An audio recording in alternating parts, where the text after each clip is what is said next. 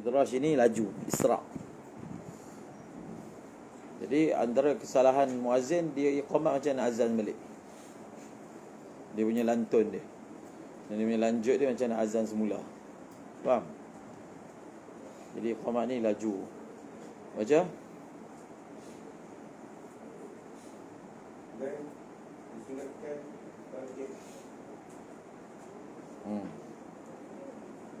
Semua perkara ni idraj, tartil, ini semua sabit dengan hadis. Dia bukan benda yang qiyasi. Kemudian Dan disunatkan tarji'. Ya. dan disunatkan tasbih pada waktu subuh. Dan disunatkan bahawa dia melakukan azan dalam keadaan berdiri menghadap kiblat. Jadi dalam azan kita ada tartil, dalam iqamah kita ada idraj, kemudian kita ada tarji', kita ada tathwib. Faham? As-salatu khairu minan naum, tathwib. Tarji' ma'ruf, menyebut syahadatain dengan lafaz yang perlahan sebelum menyebutnya semula dengan lafaz yang kuat. Cuma tarji' ini, dia kalimah-kalimah tarji' dia bukanlah syarat sah azan. Kita telah sebut sebelum ni, kalau satu orang tu azan, kalimahnya tidak cukup, maka azannya tidak sah. Tarji' adakah termasuk dalam kalimah-kalimah azan yang menjadi syarat sah? Tidak. Faham? Sebab tu dikata wa yusannu tarji', bukan wa yajibu tarji'. Kalau tarji' itu wajib, maka dia termasuk kalimah azan yang tidak sempurna azan melainkan dengannya. Jadi tarji' ini terjemahan dia mengulang. Maka adalah ulama' bahaskan, bila sebut mengulang ni adalah kalimah yang kedua. Yang pertama, bila kita ulang kan, saya sebut Muhammad. Jadi Muhammad yang kedua tu yang saya ulang. Muhammad yang pertama itu yang asal. Maka dibincangkan, tarji' ni yang perlahan tu ke yang kuat? Yang kuat selepas perlahan. Kalau tengok daripada muqtada perkataan, yang diulang tu yang kuat. Betul tak? Yang disebut sebagai mengulang. Tapi muktamadnya yang disebut tarji' tu yang perlahan pula. Sebab kalau tak ada dia, tak adalah ulang. Baca. Dan disunatkan melakukan azan dalam berdiri menghadap kiblat. Lagi.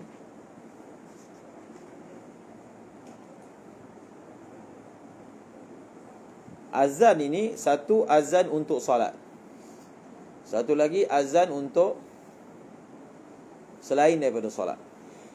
Syarat-syarat yang kita dah baca sebahagiannya, kebanyakannya syarat itu adalah hanya untuk azan solat, ataupun sunat-sunat yang diperuntukkan hanyalah untuk sunat-sunat, hanyalah untuk azan untuk solat.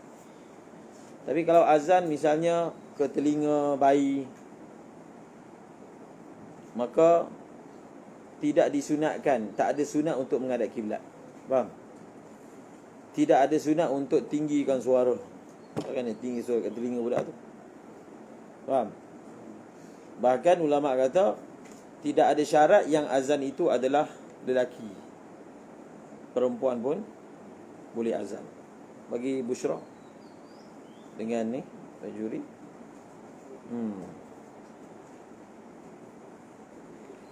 Jadi azan menghadap kiblat, azan pegang telinga, itu semua untuk azan solat. Kebanyakan perkara itu adalah untuk azan solat.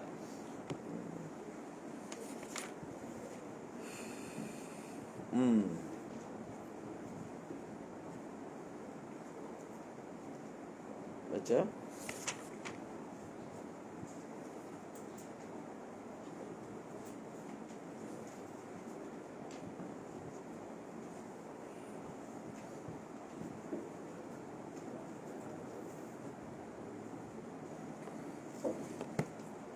Okey. Seterusnya.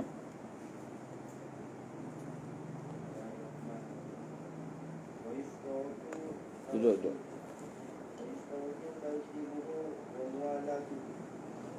Wa ishtaratu tartibuhu wa muwalatuhu. Sekejap.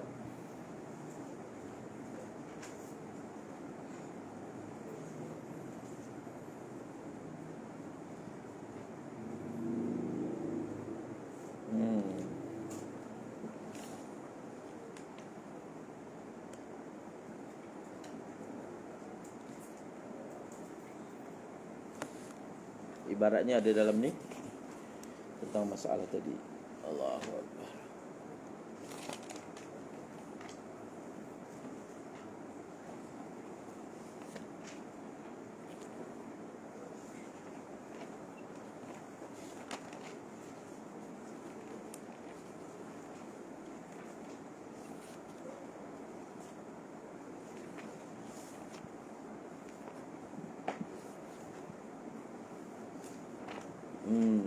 Kita tengok.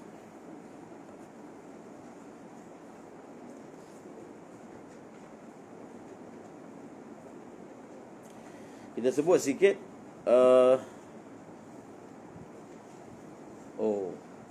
khilaf. Wa qad yusannul adhan. So dalam matan tak sebut. Wa qad yusannul adhanu li ghairi salah. Kal adhan fi adhan udhunil mahmum. Orang yang sedang sedih, orang yang sangat marah, wa man sa'a khuluquhu, orang yang buruk akhlaknya walaupun binatang, wa inda tazahumil jaish, ketika bertembung antara tentera-tentera, wa indal hari, ketika kebakaran, wa fi udhunil masru', di telinga orang yang kena rasuk, wa kadha in taghawwalatil ghayalan. Jadi ini yang jin ni, ay tasawwarat maradatul jinni wa syayatin bi suwarin mukhtalifah. Jin syaitan ni membentuk jadi rupa mengerikan, so kita azan. Bi tilawati asma ya'rifunaha. Li'anna al-adhana yadfa'u syarrahum. Wa li khabarin saywarada fi. Wa yusannu al-adhan fi udhunil mauludil yumna wal iqamah fil yusra. Liyakuna al-adhanu awwala ma yaqra' sam'ahu liyakuna awwala ma yaqra' sam'ahu dhikrullah wa yusannu al-adhanu wal iqamatu aidan khalfal musafir. Faham? Biasanya orang kita amalkan ketika hantar orang pergi haji, azan. Faham? Benda tu ada dalilnya. Cuma biasa orang hantar orang pergi haji lah sebenarnya, kalau kita secara mutlak musafir. Wala yusannu al-adhan inda inzalil mayyitil qabra. Ini saya dah sebut dah. Ibn Hajar ada bahaskan dalam fatwa beliau, dan beliau mengatakan tidak disunatkan, bid'ah. Khilafan liman qala bi sunniyatihi. Ada ulama yang kata sunat. Hina idzin qiyasan li khurujihi min ad-dunya ala dukhuli fi qiyas. Wa qala Ibn Hajar wa raddatuhu fi syarhil ubab. Dan aku telah rad pandangan ini yang kata disunatkan azan ketika masukkan mayat ke dalam kubur.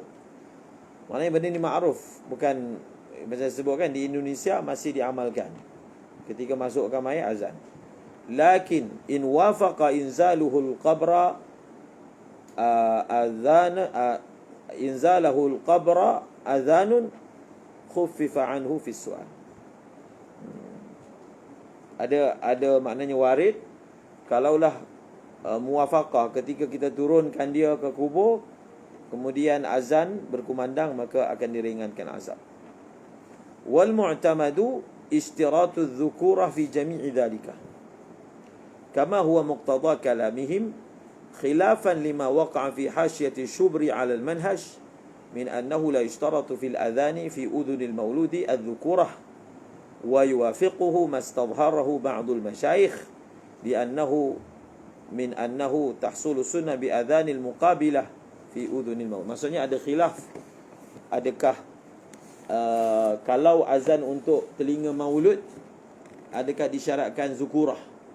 Maka dalam Baijuri dikatanya mu'tamad, tapi sebahagian ulama seperti mana Asy-Syubri dan juga sebahagian masyayikh mengatakan tidak, memadai yang azan tu hatta muqabilah, iaitu bidan yang sambut tu dia azan, memadai. Maksudnya bolehlah perempuan. Jadi boleh kita katakan afdalnya lelaki lah. Sebab ada ulama kata perempuan tak boleh, tak madai. Maka afdalnya lelaki.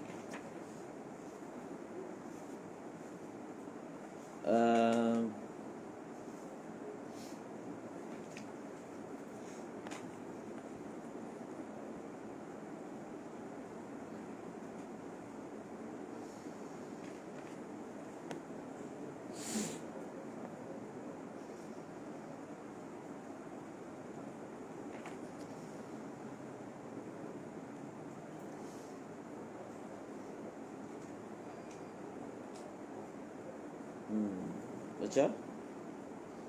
Sambung.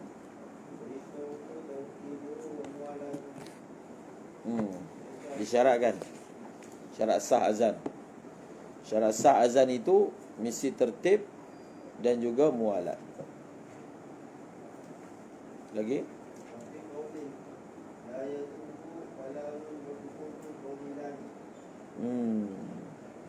Jadi mualat dan juga tertib. Jadi tujuan disyaratkan mualat dan disyaratkan tertib supaya semua kalimah itu dikira satu. Kalau dia satu tertib tu memanglah dia kena susun kalimah azan macam yang warid. Jangan azan tak ikut warid. Macam apa yang didahulukan maka itu didahulukan. Sama macam membaca Fatihah, mesti tertib. Itu Fatihah lagilah jelas sebagai Quran. Kemudian tertil. Jadi tertil ni apabila satu surah macam surah Fatihah itu dia disyaratkan dibaca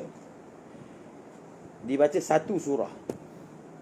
Jadi kalau orang tu dia pisahkan antara satu ayat dengan ayat yang lain dalam surah Fatihah, maka dia dikira tak baca satu surah sekaligus. Seolah-olahnya, contohnya kalau dipisah antara 3 dengan 4, seolahnya dibaca Fatihah itu 3 ayat atau 4 ayat, walaupun sebenarnya dibaca semua. Tapi bila dia pisahkan, pemisah itu menyebabkan dia tak dikira membaca satu surah sekaligus. Samalah juga macam azan. Oleh kerana semua kalimah itu disyarat disebut semua. So kalau dia ada putuskan mualat, maka seolah-olahnya dia azan separuh kalimah saja. Separuh lagi kemudian. Jadi dia tidak sekali. Sebab itu syarat mualat itu diperlukan. Kemudian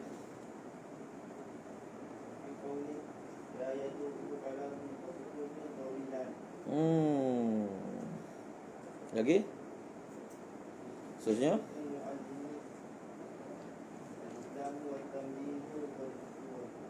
kuat sikit. Syaratul muazzini